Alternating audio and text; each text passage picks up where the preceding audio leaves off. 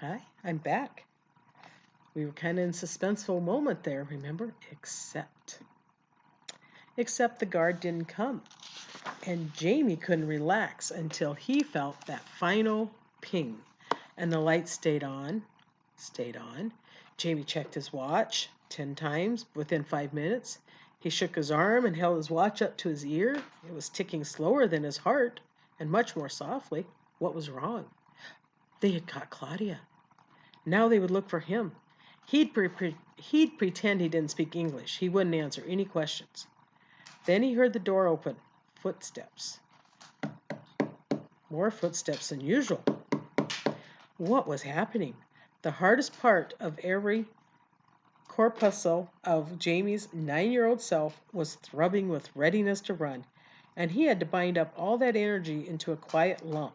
It was like trying to wrap a loose peck of potatoes into a neat four-cornered package. But he managed to freeze. He heard voices of two men talking over the sound of water running in the sink. I guess they expect even more people tomorrow. Yeah, Sundays are always jammed up anyway. It'll be easier to move the people in and out of the Great Hall. Yeah, 2 feet of marble. What do you figure it weighs? I don't know. Whatever it weighs, it has to be handled delicate, like it was a real angel. Come on, they probably have the new pedestal ready. We can start. Do you think they'll have as many people as they had for the Mona Lisa? Nah, the Mona Lisa was here for a short time only. Besides, it was the real McCoy. I think this one's. The men left, turning off the light as they did so. Jamie heard the door close before he melted. Legs first, he sat down on the seat as he allowed the familiar darkness as well as new realization to fill him. They were moving the angel. Did Claudia know? They wouldn't have women moving the statue. There'd be no one in the ladies' room washing up. Who would give her the information? He would, by telepathy. He would think a message to Claudia. He folded his hands across his forehead and concentrated. Concentrated.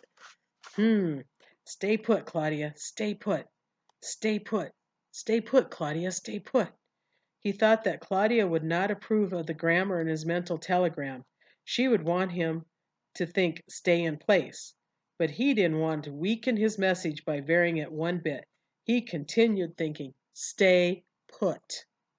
He must have thought stay put exactly hard enough, for Claudia did just that.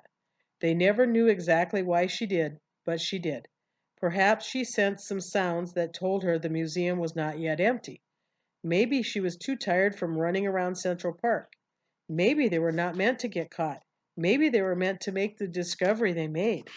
They waited for miles and miles of time before they came out of hiding. At last they met in their bedroom. Claudia was sorting the laundry when Jamie got there, in the dark, mostly by feel. Although there's no real difference between boys' stretch socks and girls, neither Eve ever considered wearing the others. Children who always had separate bedrooms don't. Claudia turned when she heard Jamie come up and said, they moved the statue. How did you know? Did you get my message? Message? I saw the statue on my way here. They have a dim light on it, I guess so the night guard won't trip over it. Jamie replied, we're lucky we didn't get caught. Claudia never thought very hard about the plus luck she had. She concentrated on the minus luck. Well, they held us up terribly. I planned on our taking baths tonight. I really can't stand one night more without a bath. I don't mind, Jamie said. Come along, Sir James, to our bath. Bring your most elegant pajamas. The ones embroidered in gold with silver tassels will do. Well, dear Claudia, dost thou expect to bathe? In the fountain, Sir James, in the fountain.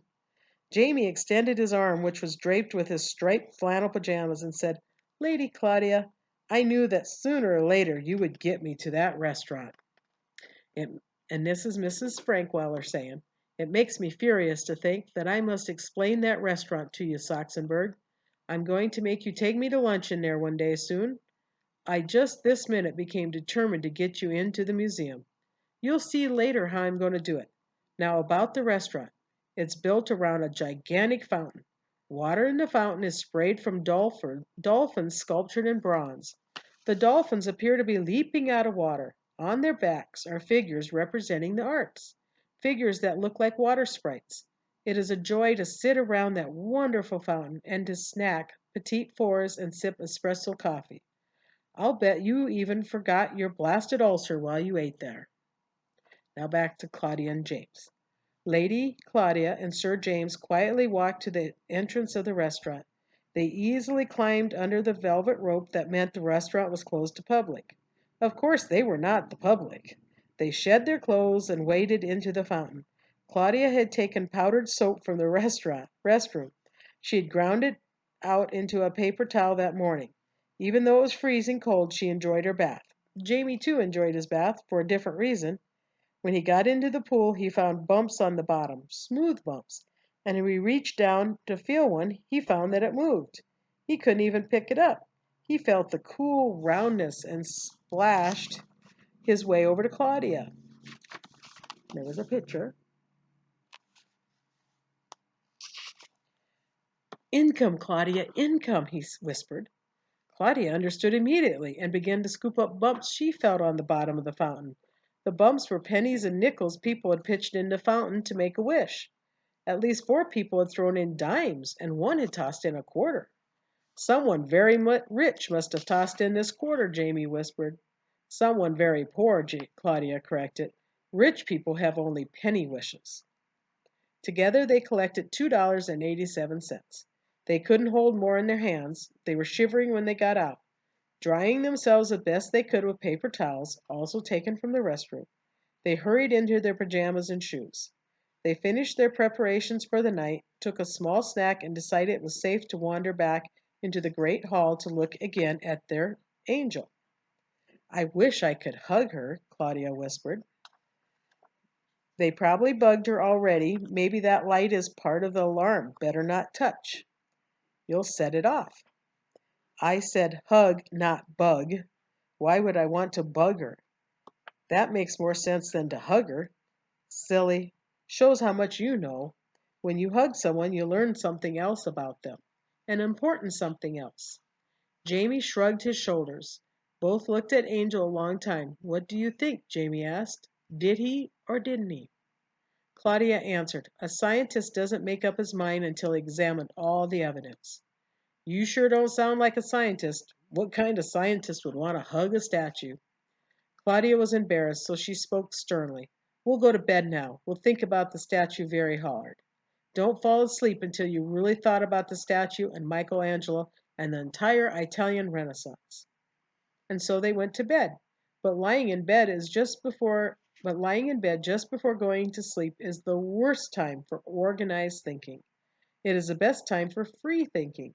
Ideas drift like clouds in an undecided breeze, taking first this direction, then that.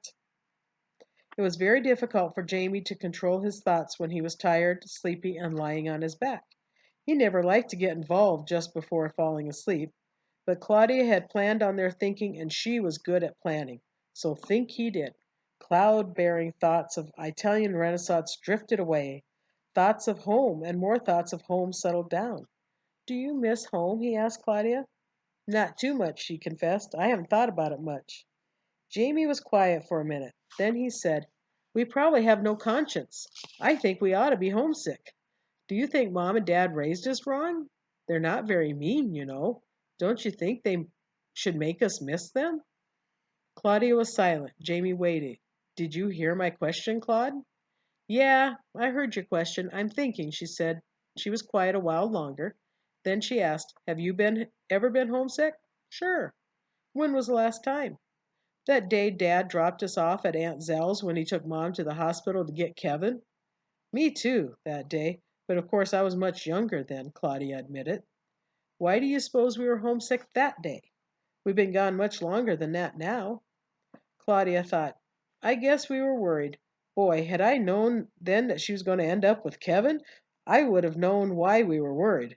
I remember you sucked your thumb and carried around that old blanket the whole day.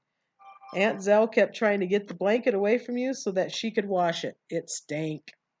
Jamie giggled. Yeah, I guess homesickness is like sucking your thumb. It's what happens when you're not very sure of yourself. Or not very well trained, Claudia added. Heavens knows Heaven knows we're well trained. Just look how nicely we've managed. It's really their fault if we're not homesick." Jamie was satisfied, Claudia was more. "I'm glad you asked about that homesickness, Jamie. Somehow I feel older now. But of course, that's mostly because I've been the oldest child forever, and I'm extremely well adjusted." They went to sleep then. Michelangelo, Angel, and the entire Renaissance waited for them until morning. And that is the end of chapter 5.